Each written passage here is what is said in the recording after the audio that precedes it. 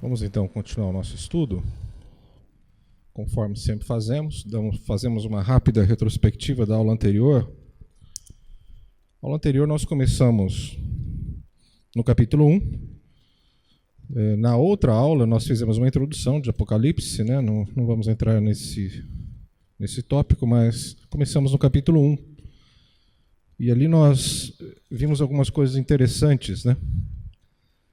Primeiro, com relação a verso 4, que diz assim: João, às 7 igrejas que se encontram na Ásia, graça e paz a vós outros, da parte daquele que é e que era e que há de vir, da parte dos 7 espíritos que se acham diante do trono. Aqui então João está registrando as cartas que foram entregues, que foram enviadas às 7 igrejas da Ásia.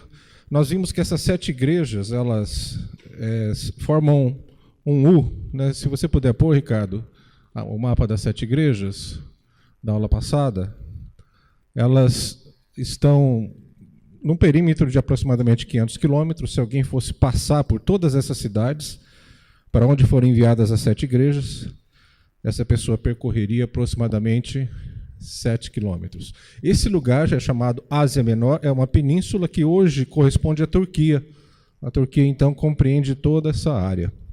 E nós vamos ver hoje também que essas cidades, na sua grande maioria, elas foram todas elas destruídas. Existem apenas hoje algumas ruínas. Muitas mudaram, inclusive, de nome, não se tem mais o nome original. Mas, na cidade atual, na cidade moderna, próxima a elas, existem as ruínas das cidades originais. Depois nós vamos mostrar para vocês algumas fotos que nós temos aqui dessas 7 cidades. E o que nos chama a atenção também é que essas cidades foram escolhidas a dedo. Aliás, as cidades daquela época, né, do mundo antigo, elas receberam uma atenção especial por parte da estratégia que o Espírito Santo deu aos apóstolos. Então, as igrejas elas eram fundadas nessas cidades, e não eram quaisquer cidades. Eram cidades importantes, cidades comerciais, cosmopolitas, cidades por onde passavam pessoas de várias culturas, nações diferentes, línguas diferentes.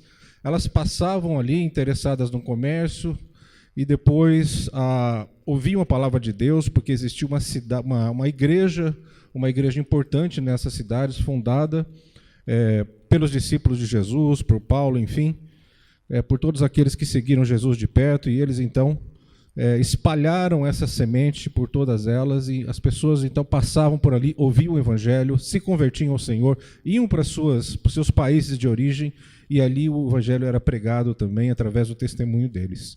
Então, dessa forma, toda a Ásia Menor foi evangelizada naquela época.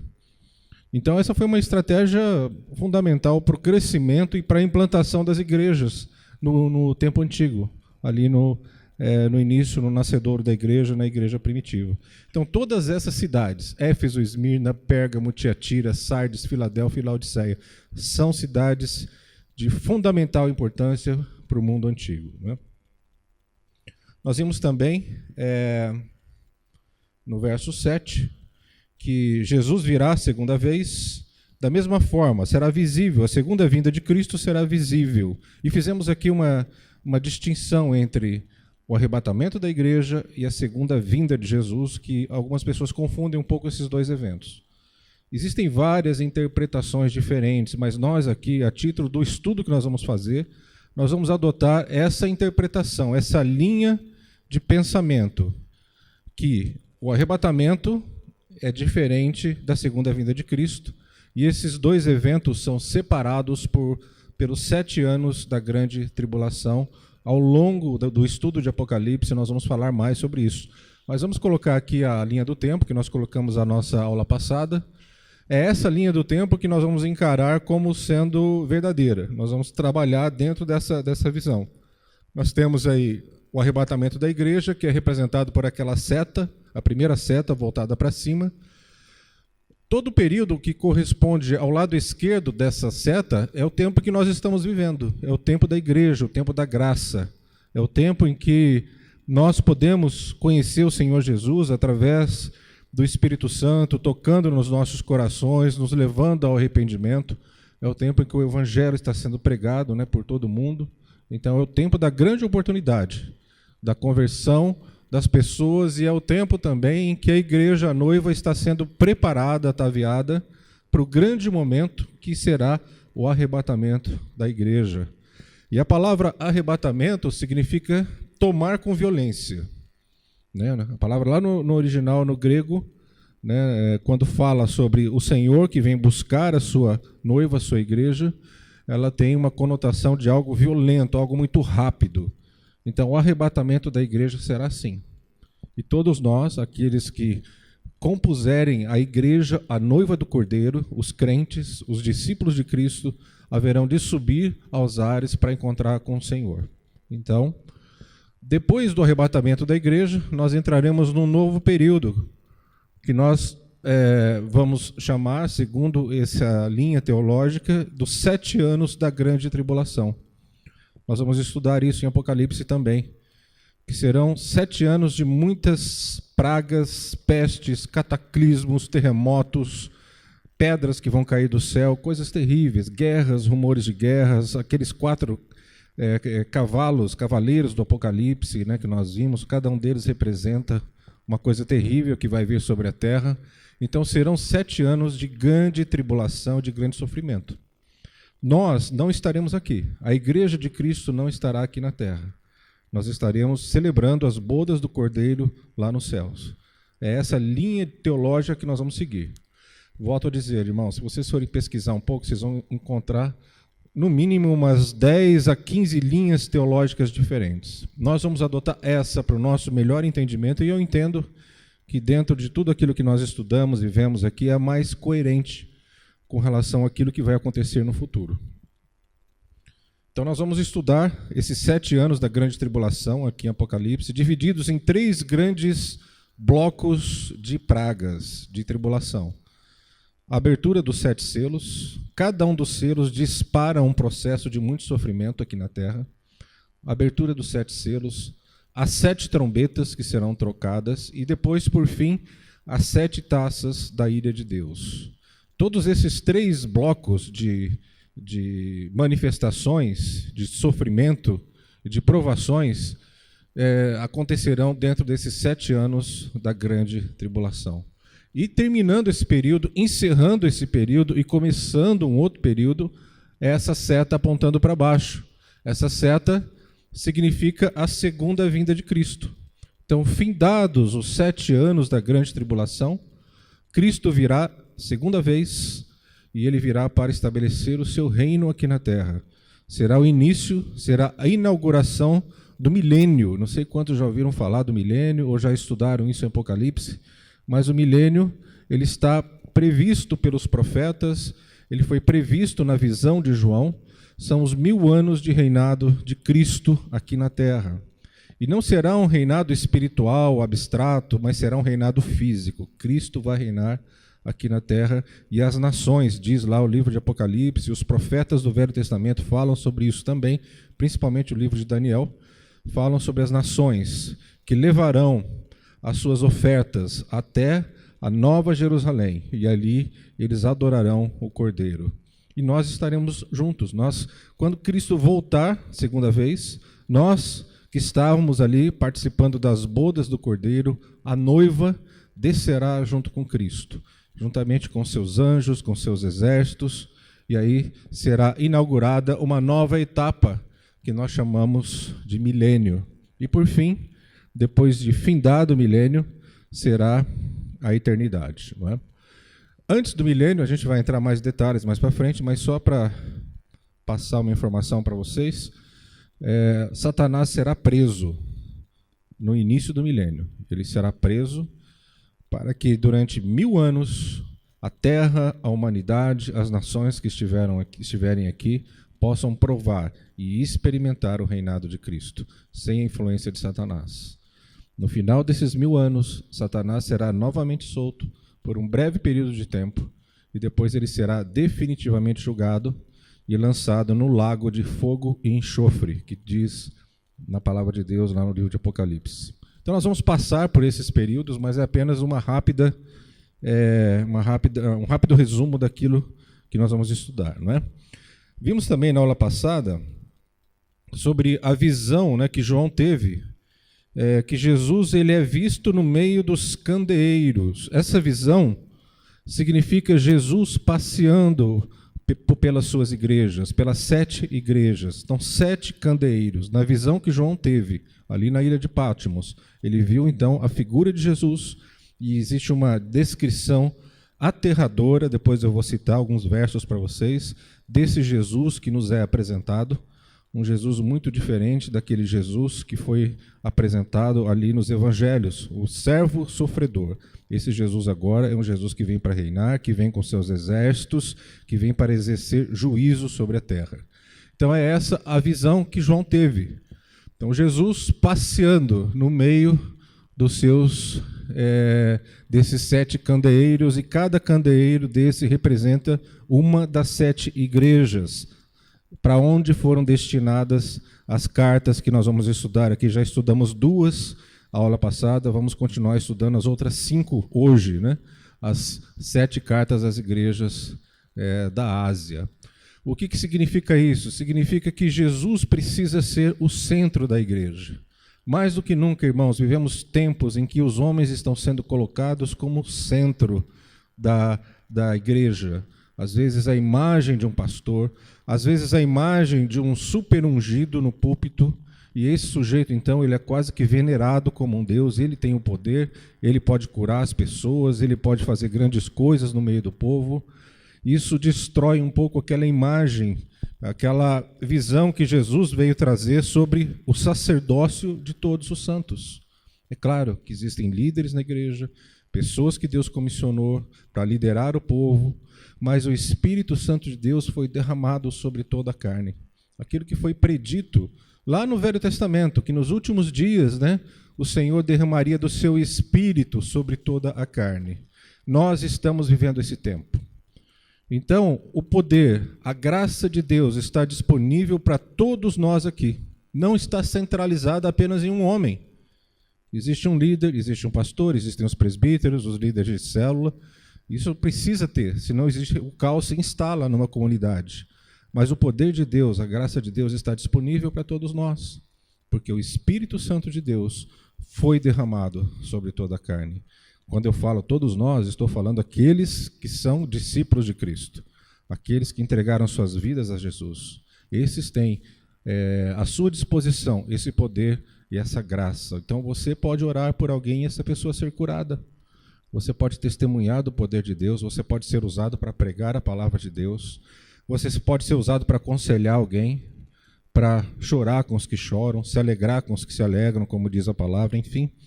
Todos aqueles dons e aquela capacitação do Espírito Santo está disponível para a sua igreja, para o corpo de Cristo. E é esse o projeto do Novo Testamento, e é isso que Jesus veio fazer. Ele disse que ele subiria para o Pai. Enquanto ele não subisse para o Pai, o Espírito Santo não poderia vir. O Espírito Santo não poderia ser derramado sobre todos nós. E isso aconteceu depois ali no Pentecostes. Todos conhecem essa história. E ali então, segundo alguns teólogos, foi a inauguração da igreja. A igreja sendo a detentora desse projeto de Deus para espalhar essa semente por todo o mundo, teve o seu início no dia de Pentecostes. Alguns dizem que foi quando Jesus morreu na cruz e o seu lado foi furado por uma lança de um soldado romano. Ali saiu sangue e água.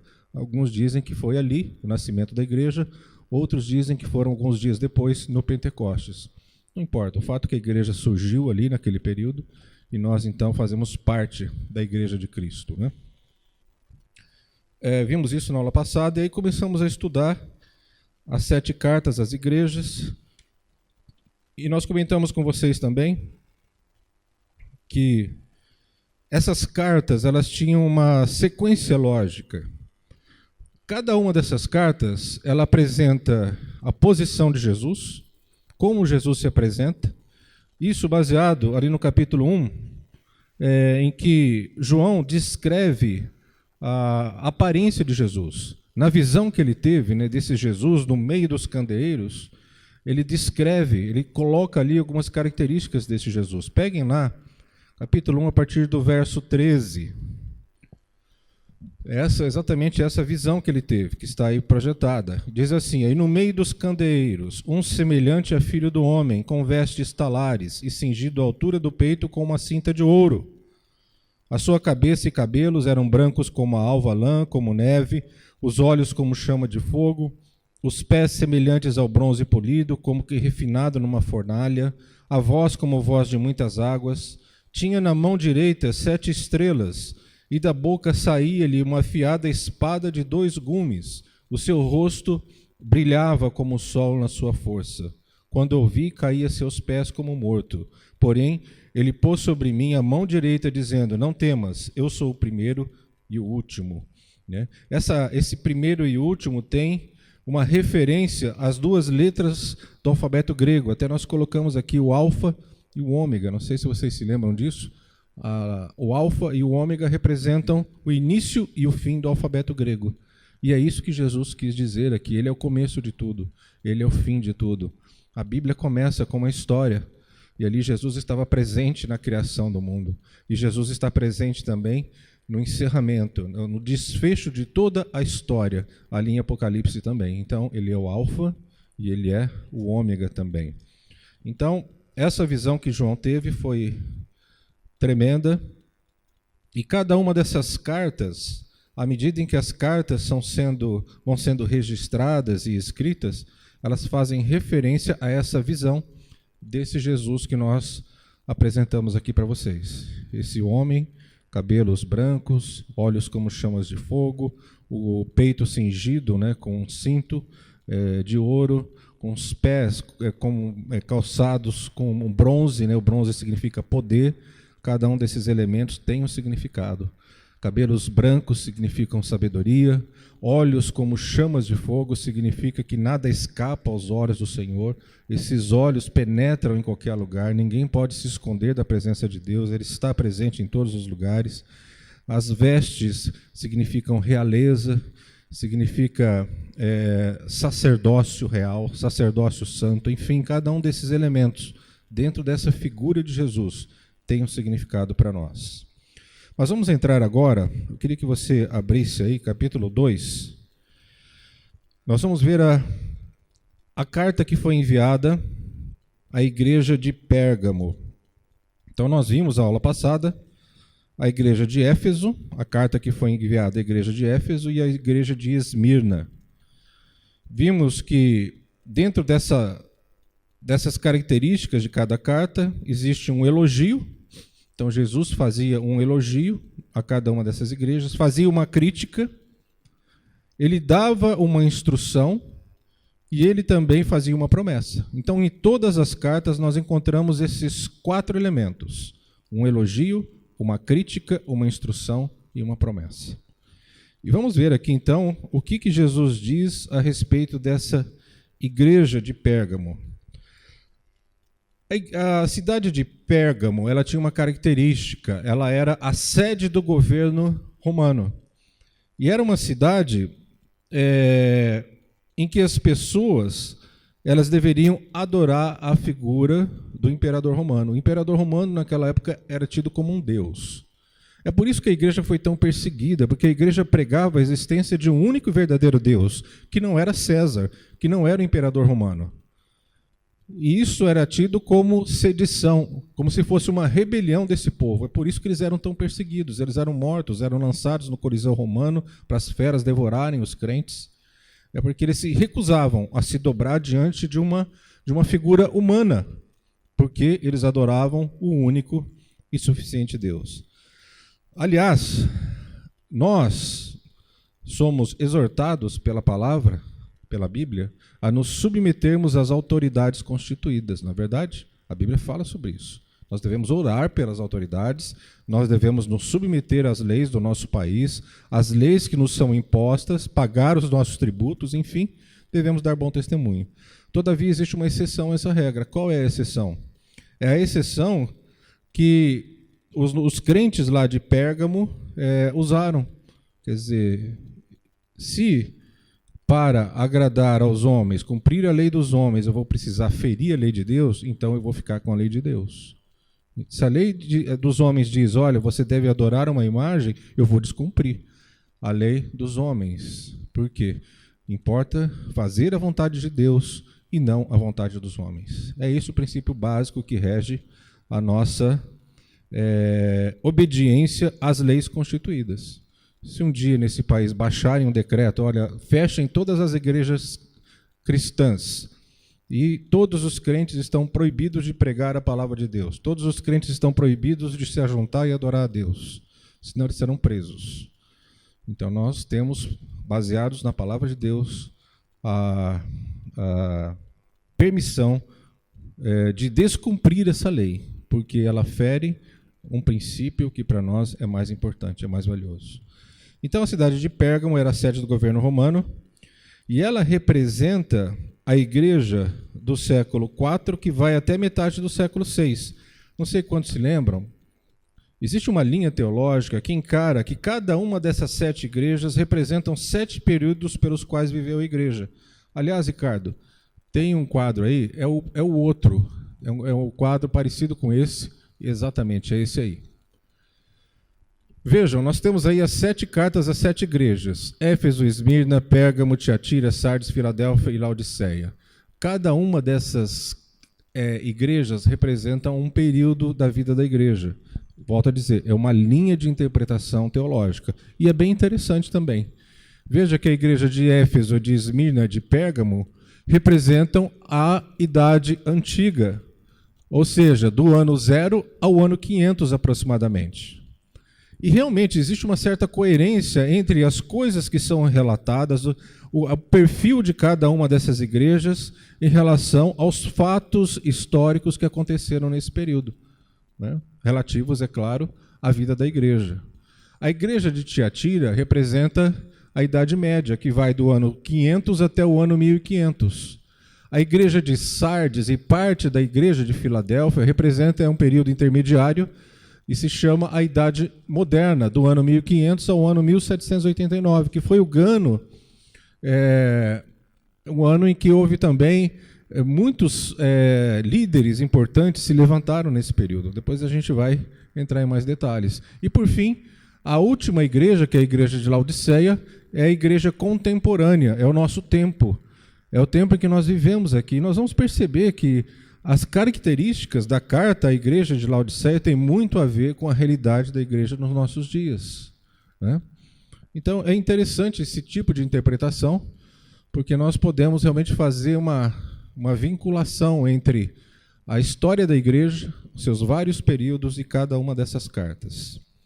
Vamos ver o verso 14 e o verso 15 do capítulo 2. Estamos ainda falando sobre a carta que foi enviada à igreja de Pérgamo. Diz lá, capítulo 14 e 15.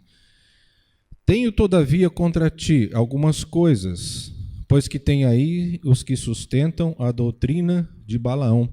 Essa doutrina de Balaão, eu não sei quantos se lembram, lá no Velho Testamento fala sobre isso. Balaão foi um homem que foi levantado para amaldiçoar o povo. Na verdade, ele foi subornado para amaldiçoar o povo de Israel. E ele se recusou a fazer isso, porque ele disse que como eu posso amaldiçoar aquilo que Deus abençoou?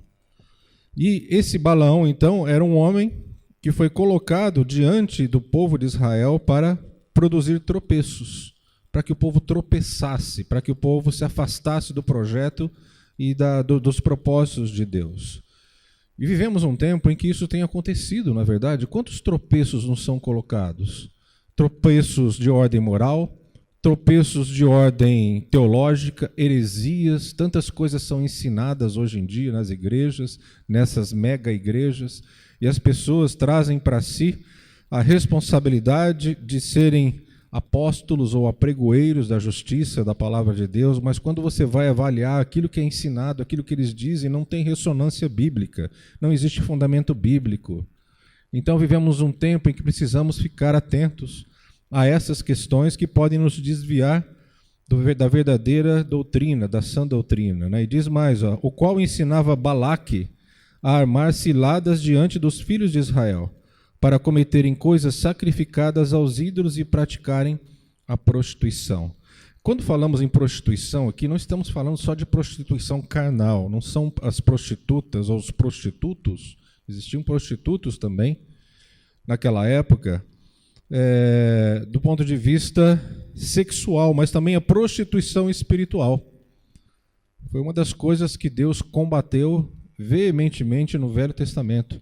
O povo se prostituiu diante dos outros deuses, à medida em que eles se misturavam com os povos daquela região, à medida em que eles se misturavam com as mulheres, os homens se casavam, né?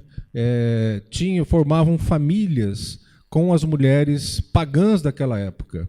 Um exemplo clássico disso na Bíblia é Salomão. Salomão foi um homem que se envolveu com muitas mulheres. Eram 700 mulheres e 300 concubinas, não é? Esse era o harém de Salomão. E ele, então, ele passou a se corromper diante dos deuses dessas mulheres, as mulheres daquela terra, daquela região, e que Deus disse que eles não deveriam se casar com elas, não deveriam estabelecer alianças com elas, para que não houvesse essa miscigenação. Qual era o propósito de Deus? O propósito é que Deus trabalhasse a vida de um povo chamado Israel. Esse povo deveria se santificar, ele deveria se separar para então serem apregoeiros da justiça, aqueles que levariam a verdade do Evangelho para todas as nações naquela época. Mas não, eles se prostituíram, não é? E isso estava acontecendo aqui na igreja de Pérgamo também. Depois diz lá no verso 15, outro sim também tu tens os que da mesma forma sustentam a doutrina dos nicolaítas. Eu fiz uma pequena introdução sobre os nicolaítas na aula passada. Eu fiz um estudo para saber quem eram esses nicolaítas. Na verdade, não se tem muita informação. Quem eram esses nicolaítas? Apenas alguns registros históricos daquela época. E, na verdade, os nicolaítas, eles surgiram nos primeiros 100 anos da vida da igreja. E dizem alguns historiadores que eles foram os precursores da Igreja Católica, porque eles defendiam uma hierarquia rígida para a igreja. Eles defendiam a tese de que existia um clero, um grupo de pessoas dominantes na igreja, e essas pessoas tinham um poder especial, e existiam os, vamos chamar de súditos, ou os crentes normais, que deveriam obediência irrestrita a esse clero. E eles tinham uma hierarquia muito forte. Quando nós olhamos para a palavra de Deus, ali, principalmente nas cartas de Paulo, ali no livro de Atos, existem apenas 2 ofícios básicos na igreja. Quais são? Presbíteros e diáconos. Toda liderança que ela é estabelecida numa igreja, ela tem que obedecer essas 2 funções principais. Presbítero e diácono. Aqui nós temos pastores, nós temos presbíteros, mas o pastor, ele é um presbítero, né? Nós chamamos de anciãos. A palavra presbítero significa ancião, pessoas mais experimentadas, que já caminharam mais tempo, então elas têm condições de estar em uma posição de liderança na igreja. Então, essa visão dos nicolaítas dizia que a igreja deveria ter uma hierarquia. Vamos pegar aí a Igreja Católica, que ela começou a se institucionalizar lá por ano 300 depois de Cristo. Existe lá o Papa, existe o Bispo, existe o Arcebispo, e aí vai descendo na ordem, né? Aqueles que ministram, né, dentro das igrejas, existem várias posições ali, né? Quantos foram católicos aqui se lembram, né? Firmino foi católico, né? Tem o sacristão, tem a pessoa que fica apoiando o padre, tem o padre, a figura do padre. Enfim, existe uma hierarquia, né, absurda, né? Tudo isso vem lá de trás, logo no primeiro século de vida da igreja, esses caras chamados nicolaítas, eles que introduziram essa visão. E isso é condenado veementemente aqui por Jesus. Vamos dar uma olhada no verso 16 agora. Portanto, arrepende-te, e se não, venho a ti sem demora, e contra eles pelejarei com a espada da minha boca, né? Então veja que a exortação que Jesus está dando aqui a essa igreja de Pérgamo: arrependam-se. Arrependam-se de terem dado brecha, arrependam-se de terem dado espaço a essas heresias, a terem ouvido esses homens, esses nicolaítas, esses que armavam ciladas, né? e ele usa como exemplo aqui Balaão e Balaque. Então, ele está chamando o povo ali da igreja de Pérgamo para um profundo arrependimento por terem dado ouvidos a heresias, a coisas que não eram princípios de Deus. Agora, como é que nós, nos dias de hoje, podemos saber se algo que está sendo ensinado ou ministrado é bíblico ou não? Irmãos, não tem outro jeito senão conhecer a palavra de Deus. Infelizmente, nós vivemos um tempo em que se lê muito pouco a Bíblia. Os crentes estão lendo muito pouco a Bíblia.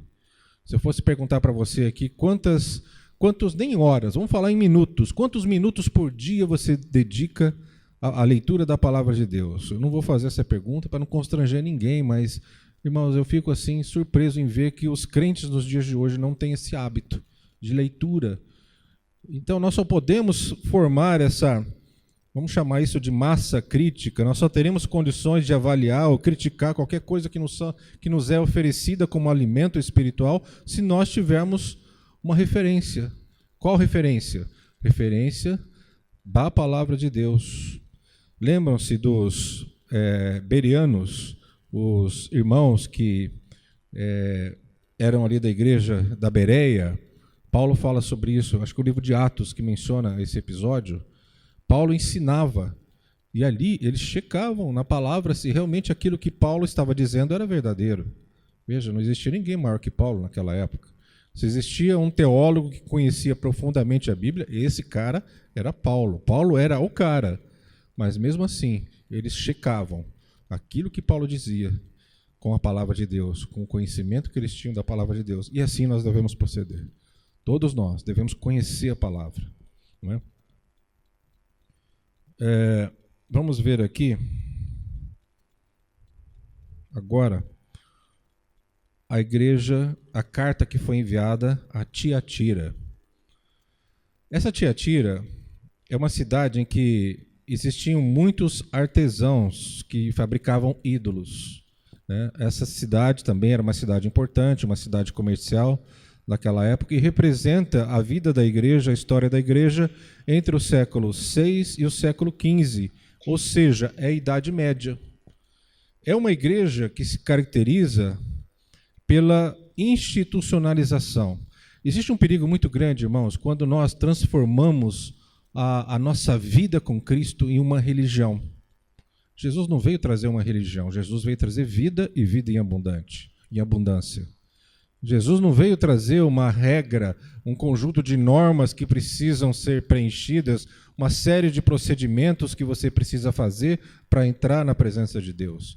Quando Cristo morreu naquela cruz, o véu do templo foi rasgado de cima a baixo. Esse véu separava o sacerdote, as pessoas, de entrar na presença de Deus, onde estava a arca do concerto.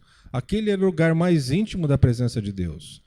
E esse véu, então, no momento em que Jesus pendeu naquela cruz, esse véu se rasgou de cima a baixo. Por que de cima a baixo? Porque isso vem de Deus, vem de cima, do Pai das luzes, né? E somente Ele poderia ter promovido isso. E esse véu, irmãos, quando a gente fala em véu, a gente pensa aquele véuzinho fininho, mas não, aquilo era feito de um material muito forte, né? As cordas que eram tecidas para formar aquele véu, elas eram muito resistentes, e aquilo se rasgou de cima a baixo. Qual é o significado disso? Agora, nós não precisamos de liturgias especiais para entrar na presença de Deus.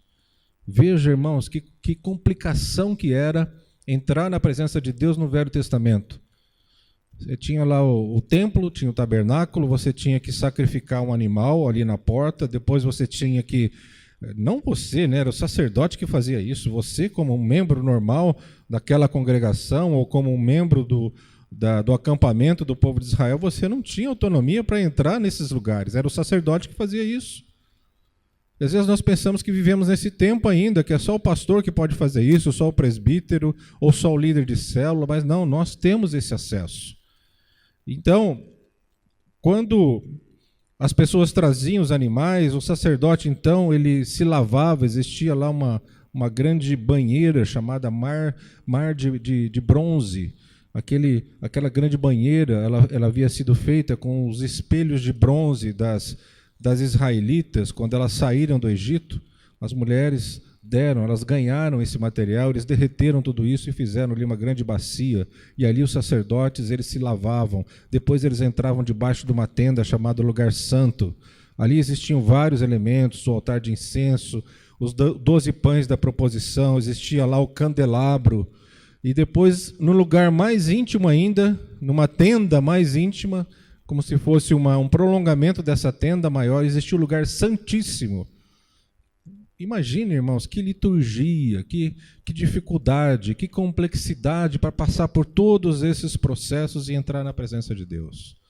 Mas ali na cruz o véu se rasgou de cima a baixo e nós podemos com liberdade entrar na presença de Deus. E é isso que nos fala, né, esse episódio, né, da morte de Jesus. Não é?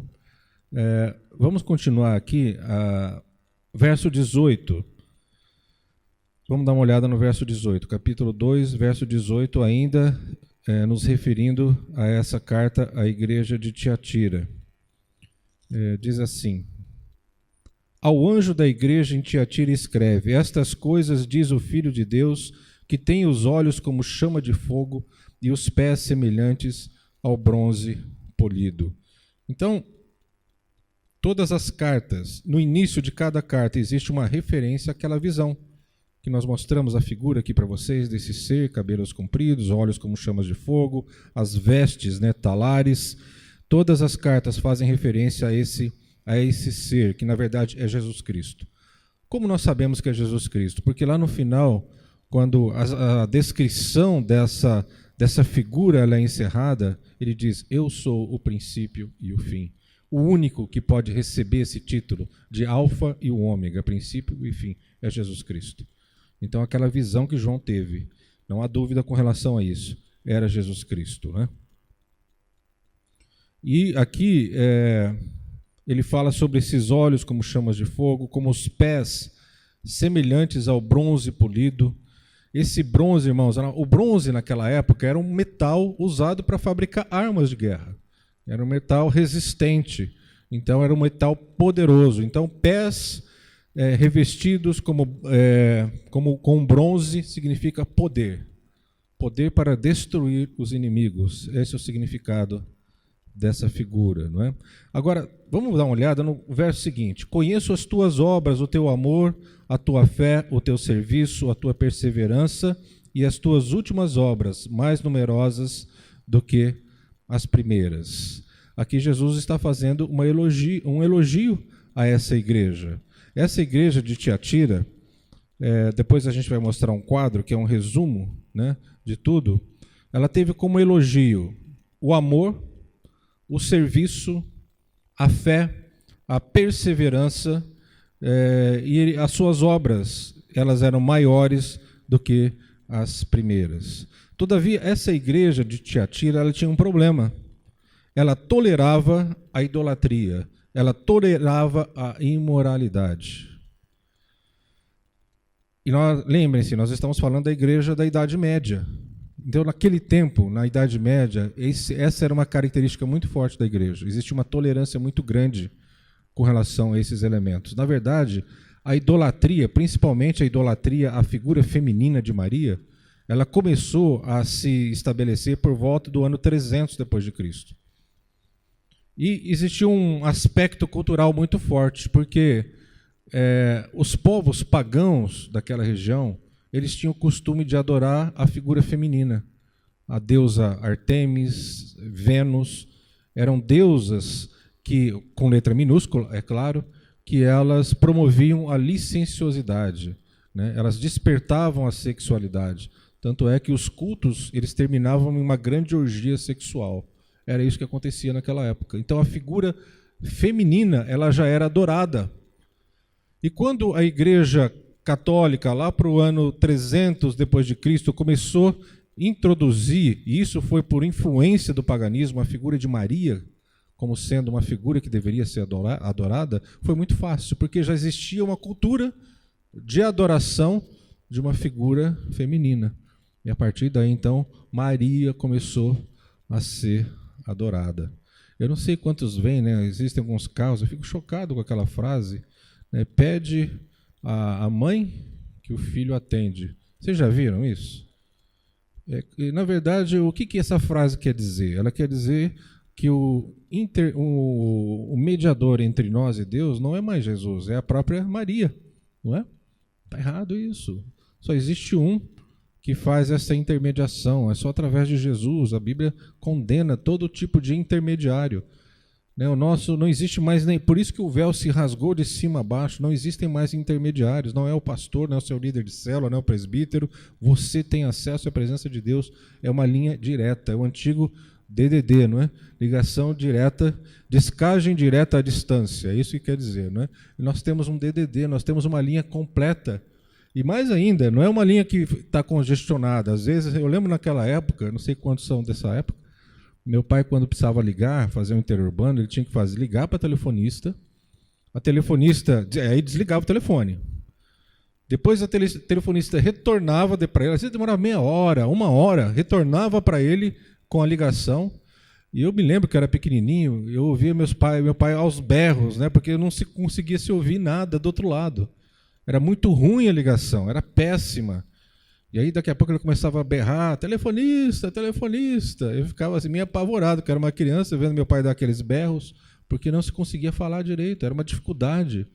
Depois começou, né, o tal do DDD, descagem direta à distância. Na época da manivela, né, Rubão? Eu não peguei essa época, o Rubão pegou, né, porque ele é mais antigo, né, ele é anterior a essa fase.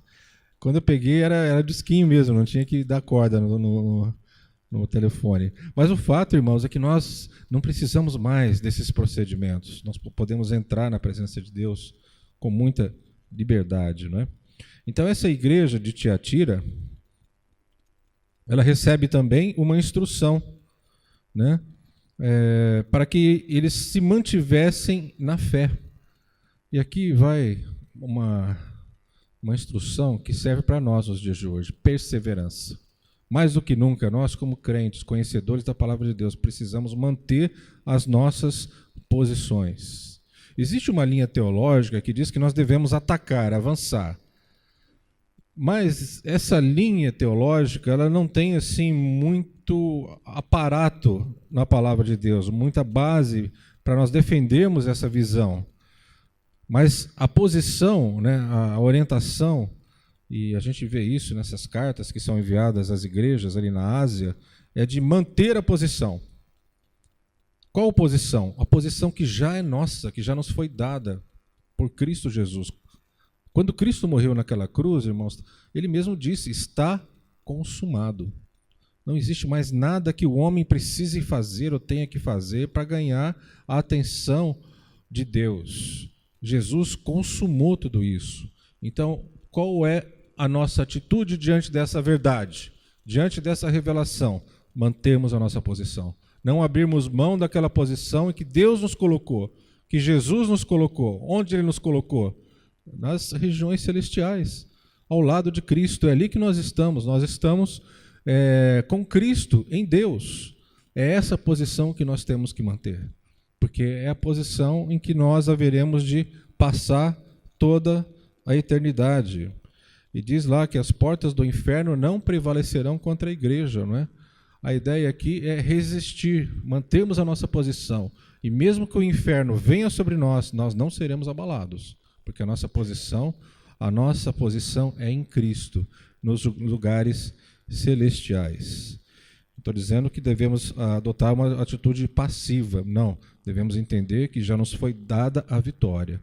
Nós temos a certeza, irmãos, que nessa guerra que nós entramos, que lá na frente nós seremos vitoriosos. Apocalipse fala sobre isso. Quando nós estivermos lá nos versículos, nos capítulos finais do livro, nós vamos ver o desfecho de tudo isso. Se nós já sabemos qual é o desfecho, nós temos que manter as nossas posições, manter a nossa fé, não esmorecermos. E isso é uma instrução que foi dada à igreja de Tiatira, né? Manter a posição, manter a fé. E a promessa: autoridade sobre as nações, a estrela da manhã, não é? Vamos dar uma olhada na igreja de Sardes agora. A igreja de Sardes, Deixa eu ver aqui, peraí. Aqui. Vamos ver o verso 1. Igreja de Sardes. Essa carta representa a igreja dos grandes reformadores, século XV ao século XVIII, quando surgiram aqueles homens que foram levantados por Deus para trazer novamente algum aspecto do evangelho que foi perdido, que foi consumido, que foi destruído, principalmente pela institucionalização da igreja que aconteceu na Idade Média. Na Idade Média, a igreja se transformou, e nós vamos ver um pouco isso lá em Apocalipse, né? Talvez aquela figura da prostituta, né? Que aparece, a grande meretriz, é essa igreja que se prostituiu, que cedeu à idolatria, e que ela perdeu todo aquele vigor que Jesus havia deixado. Aquela igreja do primeiro século, muito simples, em que não existia essa hierarquia, uma igreja em que não dependia de um grupo de pessoas que naquela época se chamava de clero, que eram os profissionais da fé. Essa excessiva institucionalização da igreja roubou a sua vitalidade. As pessoas, para entrar na presença de Deus, precisavam agora de um sacerdote. Estamos falando da Idade Média. E isso, a Igreja Católica ainda mantém essa visão. Hoje nós precisamos do Papa, né? Uma das doutrinas que a Igreja defende é que da infalibilidade papal. O Papa é infalível. Tudo aquilo que ele escreve, à medida em que ele está exercendo a sua atividade papal, ele é infalível. Isso é uma grande heresia, não é? Entre outras coisas, não vamos entrar nesse detalhe. Mas o fato aqui é que essa igreja de Sardes, no verso 1 do capítulo 3, diz assim: ao anjo da igreja em Sardes escreve: estas coisas diz aquele que tem os 7 Espíritos de Deus e as 7 estrelas. Conheço as tuas obras, que tens nome de que vives e está morto.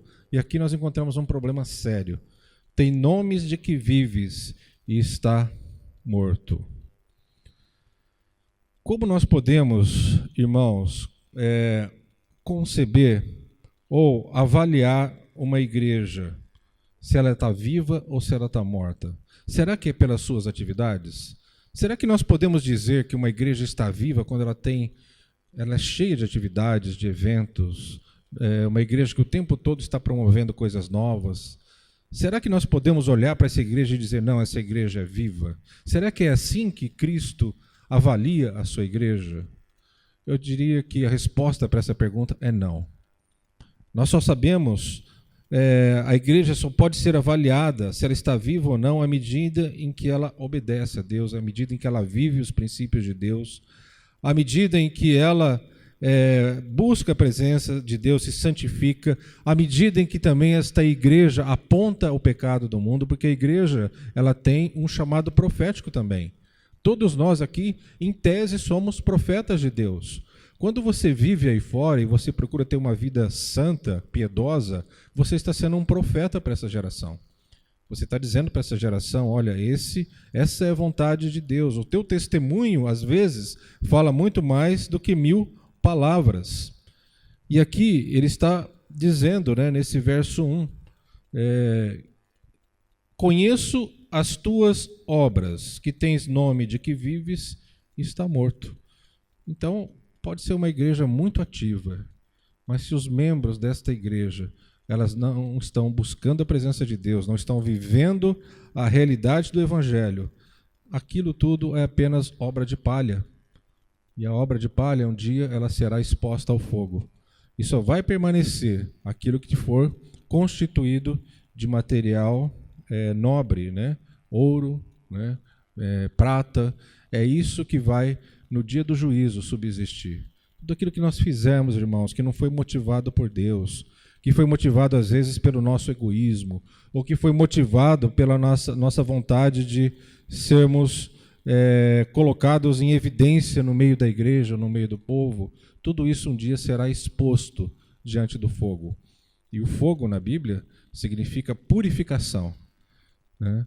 Um dia nós estaremos diante do trono de Deus e essas obras elas serão reveladas. Qual é a verdadeira motivação? Então, tens nome de que vives, mas está morto. Depois no verso 2, sê vigilante e consolida o resto que estava para morrer, porque não tenho achado íntegras as tuas obras na presença de Deus. Então era uma igreja que tinha uma boa aparência, mas como esse Jesus é aquele que tem olhos como chamas de fogo, ele penetra no coração das pessoas. E a Bíblia diz que Deus não vê como vê o homem. Nós olhamos para as pessoas e fazemos um julgamento externo delas, mas Jesus olha o coração.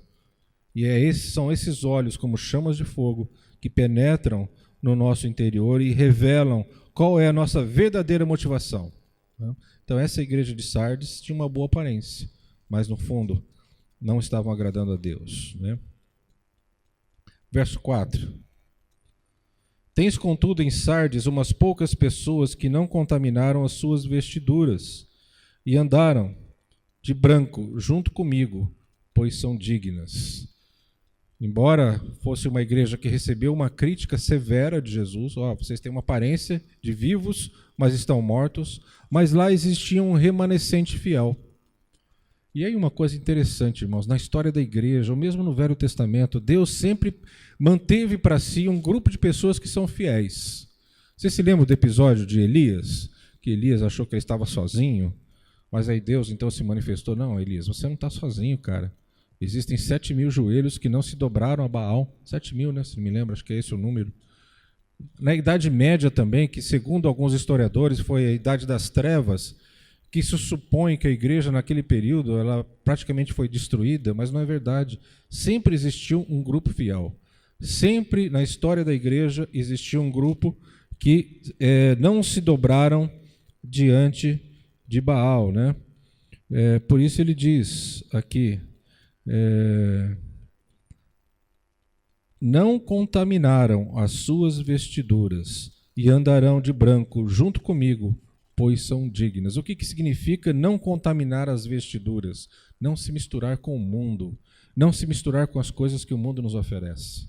A vida cristã é uma vida de separação. Não significa que nós não vamos nos envolver com as pessoas do mundo, mesmo porque elas precisam conhecer a palavra, precisam conhecer a verdade do Evangelho, mas nós não podemos nos contaminar com as coisas do mundo. Jesus andava no meio das pessoas que não tinham boa reputação. Tanto é que ele foi muito criticado por isso. Ele andava com publicanos, pecadores, e os judeus se escandalizavam com aquilo. Mas ele não se contaminava, ele era luz nas trevas. Então nós precisamos ser luz nas trevas também, mas nós não podemos nos contaminar com as coisas que o mundo nos oferece. Existe assim uma tendência nos dias de hoje em contemporizar com o mundo. A igreja, então, ela procura criar coisas dentro da sua estrutura que seja parecida com as coisas do mundo, para que as pessoas lá do mundo sejam atraídas à igreja. A música, às vezes o nosso palavreado, ou às vezes as festas que nós promovemos na igreja.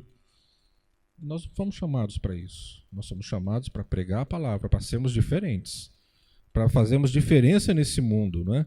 Então, aqui existe um elogio a essa igreja. Olha, existe lá um grupo pequeno, esse grupo não se contaminou.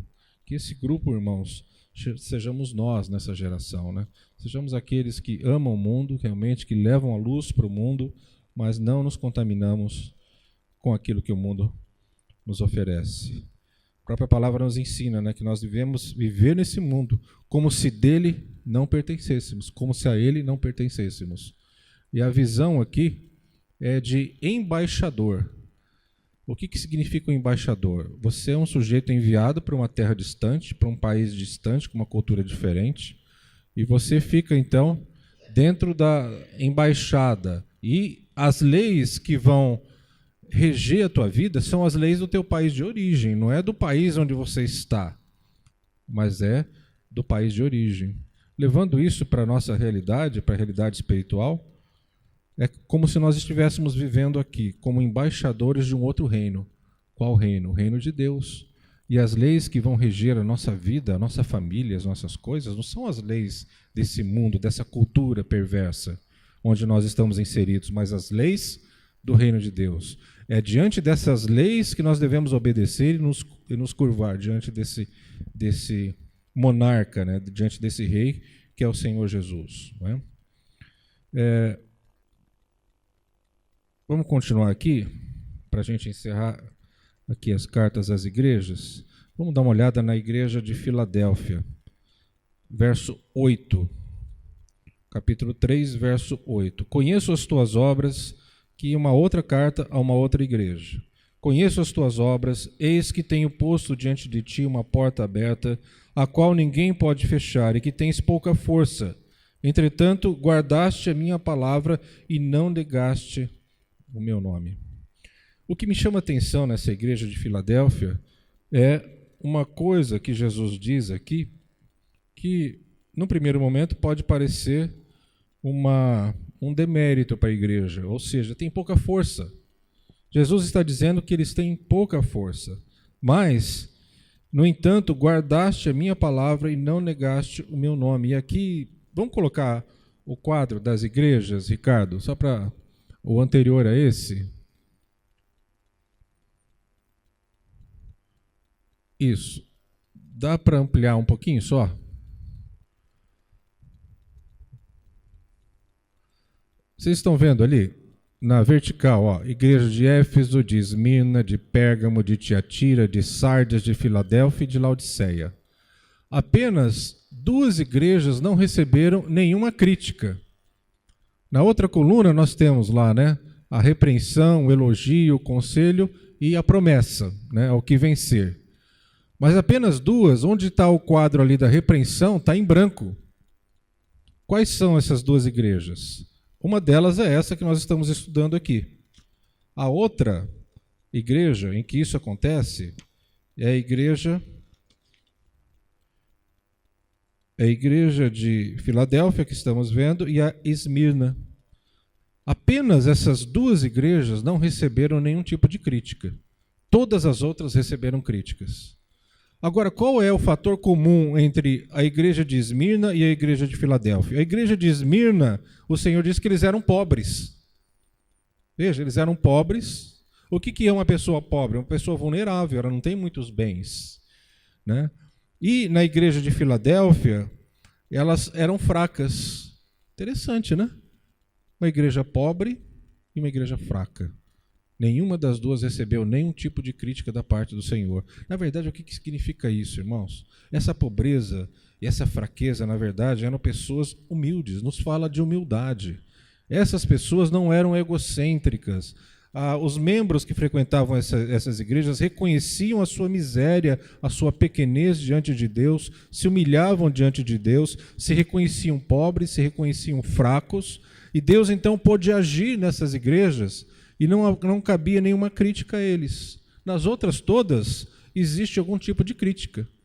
Ou eles eram egocêntricos, ou eles se preocupavam mais com seus próprios problemas, estavam olhando sempre para o seu umbigo. O que significa olhar para o seu umbigo? Se preocupar só com aquilo que é seu propriamente, e não com aquilo que é do outro. Eram igrejas que não precisavam da ajuda de outros. Vemos aqui críticas do tipo... esqueceram o primeiro amor, aquele fervor do primeiro amor esfriou. A igreja de Pérgamo, por exemplo, eles toleravam a imoralidade. Na igreja de Tiatira, eles toleravam a idolatria. Na igreja de Sardes, que nós vimos agora, é uma igreja que tinha aparência de que era viva, mas no fundo ela era morta. Mas essas 2 igrejas não receberam nenhum tipo de crítica, Esmirna e Filadélfia. E vamos voltar aqui o versículo de Filadélfia, no verso 8, né, que tens pouca força. Não é?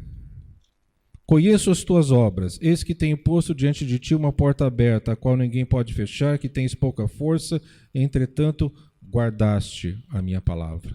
O que significa guardar, irmãos? Respeitar, seguir, né? Obedecer a palavra de Deus. Eis que farei que alguns dos que são da sinagoga de Satanás, lá no verso 9, né? da sinagoga de Satanás, desses que a si mesmos se declaram judeus e não são, mas mentem, eis que os farei vir e prostrar-se aos teus pés e conhecer que eu te amei. Então foi uma igreja chamada de fraca pelo Senhor Jesus, mas que recebeu o amor de Deus, foi o foco do amor de Deus.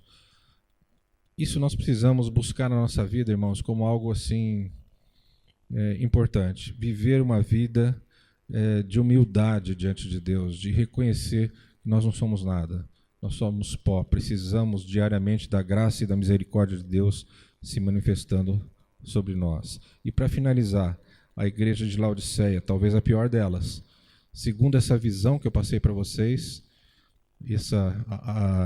essa visão teológica, Laodiceia representa a igreja dos dias de hoje. E foi talvez a que recebeu as críticas mais pesadas, né? Veja, a partir do verso 14. Ao anjo da igreja em Laodiceia escreve: estas coisas diz o Amém, a testemunha fiel e verdadeira, o princípio da criação de Deus. Conheço as tuas obras, que nem és frio nem quente. Quem dera fosses frio ou quente. Então, primeira característica dessa igreja, eles estavam em cima do muro. O que significa estar em cima do muro? Ciscar com as coisas do mundo e ciscar com as coisas de Deus. São aquelas pessoas que são indefinidas. E se existe uma coisa que Deus abomina, é mornidão, indefinição. Você não é nem quente e nem frio. Veja o que ele diz no 16. Assim, porque és morno e nem és quente nem frio, estou pronto a vomitar-te da minha boca. Então, esse tipo de gente, esse tipo de igreja dá náuseas no Senhor. Pois dizes, estou rico e abastado. Veja, orgulho. Uma igreja que não era fraca e não era pobre, mas ela era orgulhosa. Sou rico e abastado e não preciso de coisa alguma. As pessoas que estavam ali entendiam que não precisavam de nada. E nem sabes que és um infeliz, sim, miserável, pobre, cego e nu. Eles se orgulhavam, talvez, da sua riqueza, se orgulhavam, talvez, da sua posição social, mas o Senhor diz, vocês são infelizes, vocês são miseráveis, vocês são pobres, vocês são cegos e vocês estão nus. E no verso 18, aconselho-te que de mim compres ouro refinado pelo fogo. Uma característica dessa igreja de Laodiceia, eles eram produtores de ouro, era um centro produtor de ouro. Eu acho muito interessante, né, que elementos daquela cultura e das realidades de cada uma dessas cidades e dessas igrejas eram usadas dentro das exortações e dentro dos relatos, né, de cada carta. Então aqui ele está dizendo, olha, eu sugiro que vocês comprem comprem ouro de mim refinado pelo fogo para se enriquecerem. Não é esse ouro que perece, ele está falando do ouro da palavra de Deus, o ouro da santificação, o ouro da presença de Deus. Vestiduras brancas para te vestires. Outra característica dessa cidade, eles eram uma cidade, um centro produtor de uma lã muito valiosa e muito procurada naquela região. Então ele está usando um aspecto cultural, um aspecto econômico daquela cidade para trazer uma mensagem. Olha, vocês não são grandes produtores de lã? Vocês não são grandes produtores de ouro? Eu sugiro que vocês comprem ouro de mim e que vocês usem vestes brancas, se cubram de vestes brancas, a fim de que não seja manifesta a vergonha da tua nudez. E, por fim, colírio para ungires os olhos, a fim de que vejas. Também essa cidade de Laodiceia, tinha essa outra característica. Era um centro oftalmológico daquela época. Eles produziam um colírio que ajudava muito a fazer tratamento para os olhos das pessoas naquela época. Então, 3 características: produção de ouro, produção de lã e esse centro oftalmológico. E aqui Jesus usa esses 3 elementos. Olha, vocês se orgulham, né, de serem produtores de ouro, produtores de lãs, de vestes e produtores desse colírio. Mas eu tenho algo muito melhor para oferecer para vocês. Eu tenho um colírio verdadeiro, eu tenho vestes verdadeiras e eu tenho um ouro refinado no fogo para oferecer para vocês, né? Depois, para a gente terminar, eu repreendo e disciplino a quantos amo. Sê, pois, zeloso e arrepende-te. Eis que estou à porta e bato. Se alguém ouvir a minha voz e abrir a porta, entrarei em sua casa e cearei com ele e ele comigo.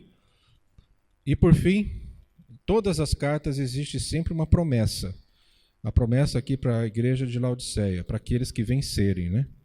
Ao vencedor, dar-lhe-ei sentar-se comigo no meu trono, assim como também eu venci e me sentei com meu Pai no seu trono. Quem tem ouvidos, ouça o que o Espírito diz às igrejas. Amém, irmãos? Vamos passar rapidamente nos slides das cidades. Vamos projetar aqui as cidades, Ricardo? Isso. Essa daqui é qual? Oi? Efésios, né? Efésios. Éfeso, na verdade, né? Éfeso. Vamos passar a outra. São as ruínas, né? O que sobrou, na verdade, dessas cidades, né? A próxima. Esmirna. Essa é Esmirna? Então não é Éfeso, é Esmirna essa. Bom, vamos passar a outra.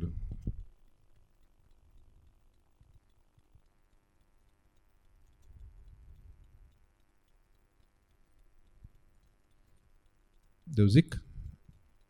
Essa é? Como?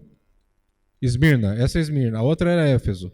Então, vamos passar as outras. São ruínas das cidades. Essa? Como? Filadélfia.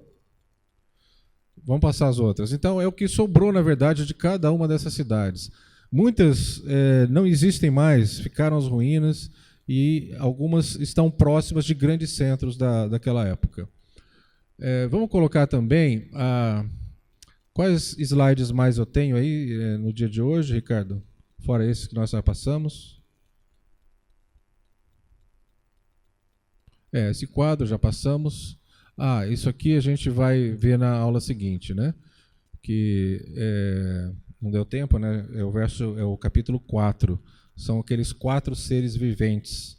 E tem uma outra também que mostra o trono de Deus. E essa visão, isso está no capítulo 4. Na aula que vem nós vamos estudar essa visão. Foi a visão que João teve, né? E ali é o trono de Deus.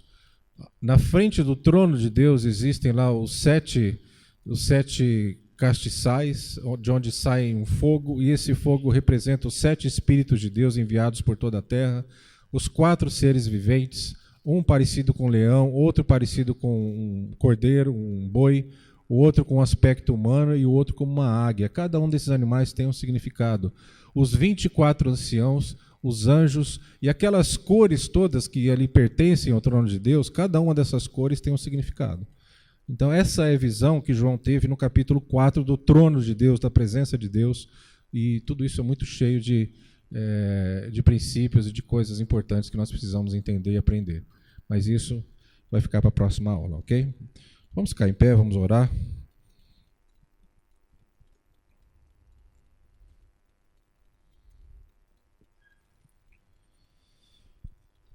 Amado Deus, obrigado porque nós podemos estudar a Tua Palavra. Eu quero te pedir em nome de Jesus que Tu abras o nosso entendimento para que possamos compreender aquilo que o Espírito deseja nos comunicar, Senhor. Com todas esses significados, essas visões que foram dadas ao apóstolo João ali na ilha de Patmos. Senhor, revelações tremendas que, Senhor, aquilo que nos cabe entender, aquilo que nos cabe conhecer, que Tu reveles, Senhor, durante esse tempo que estaremos juntos aqui estudando, não apenas o conhecimento, Senhor, mas algo novo nos seja revelado, algo muito particular para cada um dos irmãos que estão aqui, possa tocar os nossos corações e trazer, Senhor, revelação. Não seja apenas o logos da Tua palavra, mas seja a palavra rema, aquela palavra que nos é revelada. Em nome de Jesus, nós te pedimos isso. Abençoamos, Senhor, os Teus filhos que estão aqui. Obrigado pela presença deles. Leva-nos em paz até as nossas casas. E nós te agradecemos por mais esse dia, Senhor, que está terminando. Em nome de Jesus, amém. Obrigado, irmãos. Até quinta-feira que vem.